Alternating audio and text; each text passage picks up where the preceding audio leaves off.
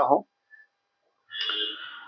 और दूसरी बात है कि शंकराचार्य जी ने या उस समय के जितने भी हमारे दर्शन शास्त्री रहे हैं, सब ने एक ही दिशा के ऊपर अपने विचार दिए हैं।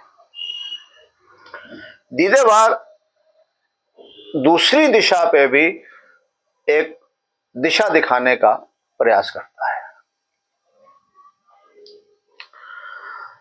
पहले दर्शन शास्त्र मैंने शुरुआत में कहा था कि जन्म से पहले और मृत्यु के बाद की बात कही गई है। जगत को मिथ्या कहा गया है और बाकी सत्य कहा है। वो कितना भी ये बात सत्य हो, तब भी मेरे लिए जगत जब तक सत्य है, मेरे लिए बाकी सब असत्य है जब तक मेरा जीवन है। तो मेरे लिए सत्य जगत तभी है जब मैं जीवित हूं और उसको प्रयोग में ला रहा हूं और मैं स्वयं का स्वामी बन के जी रहा हूं। ये दूसरा एक दिशा है।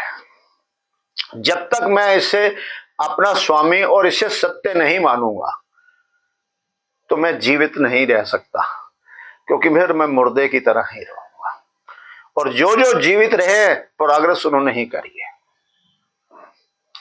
मेरा जीवन का उद्देश्य जहां से मैं आया हूं वहां वापस जाना नहीं है।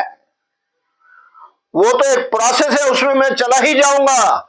उसमें मुझे कुछ करना या नहीं करना, मेरी आयु 1 मिनट की हो या 100 साल की हो, वो प्रोसेस में जाना ही है। तो उसको नकार दो, मेरे जीवन में किसी प्रकार का महत्व नहीं रखती है। जो ऑटोमेटिकली होना है, जिसमें मैं कुछ बदलाव नहीं कर सकता, तो मैं अपने जीवन को निरर्थक क्यों करूं उन विचारों में। मेरा जीवन आज है, इसके अंदर मैं कितनी और सुविधाएं ले सकता हूं, कितने प्रकृति द्वारा बनाई हुई चीजों का स्वाद ले सकता हूं, जो मेरी प्रगति को और मानव समाज के लिए या जीव समाज के लिए हित में कार्य करें। तो मैं जीवित तभी हूं जो मैं नित्य प्रोसेस अपने विचारों को जीवित रखते हुए आगे के लिए जाता हूं। वो पुरातन से तो मैं आ गया, एक ही लक्ष्य था सदियों से और सदियों तक रहेगा। एक जब स्त्रीलिंग और पुल्लिंग का शारीरिक मिलन होगा तो वैसा एक उसी तरह एक जीव आएगा। किसी करेले के बीज के अंदर सेब निकल नहीं सकता, सेब के बीज के अंदर गन्ना निकल नहीं सकता। वो प्रकृति नियम है, इससे मुझे सिरदर्दी नहीं करनी है। उसे समझ करके हमने उसको और वनस्पति को बढ़ाना है, जिसमें मैं बदलाव नहीं कर सकता, जिसमें मैं नहीं सृष्टि रचयिता भी बदलाव नहीं कर सकता। उसके लिए मैं किस बात का परेशान हो जाऊं, उसके किस बात के गुण गाऊं। मैं अपने अभिनव को, अपनी सक्षमता को बढ़ाना है, जिसलिए मेरा निर्माण हुआ है। खाली हाथ आए थे, खाली हाथ चले जाएंगे, ये बात को भी हमें बदलना होगा। जब मेरा आगमन हुआ तो मुझे साइकिल मिली थी, कैसे मिल गई अगर मैं नहीं लेके आया था? आते सार मुझे साइकिल मिल गई। आज मेरा बेटा आया तो उसको गाड़ी मिल गई, कैसे मिल गई उसको? वो साथ लाया था। कौन साथ लाया था? उससे पहले वाला जो व्यक्ति था, उसने उसके लिए उपयोग करके उसके लिए छोड़ा था। हमने क्या मेट्रो में जीवन देखा था क्या? पर आज जो बच्चा आ रहा है मेट्रो में जा रहा है। तो मानव समाज संग्रह करेगा किसके लिए? समाज के लिए, आने वाली पीढ़ी के लिए। खाली हाथ नहीं जाना है मेरे को अपने जीवन के उद्देश्य में क्या निर्माण करके छोड़ के जाना है।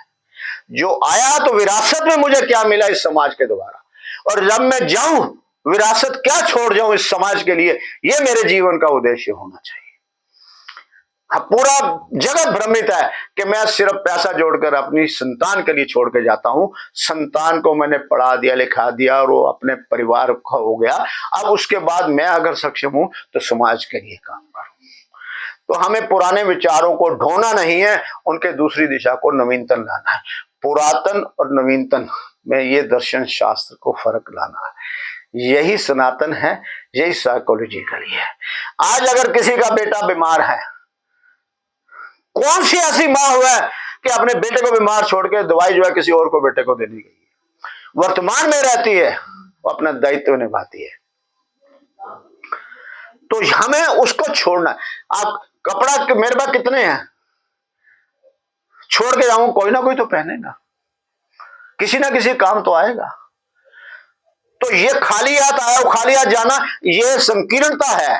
वो कमजोर और गरीब लोग थे जो एक चारपाई और पोटली उठा के जाते थे। आज एक व्यक्ति दूसरे व्यक्ति में एक मोबाइल लेके जाता है और खरबपति होता है, उसी मोबाइल से इस्तेमाल होता है, उसके हाथ में कुछ भी नहीं होता, खाली हाथ दिखता है मगर अरबपति होता है।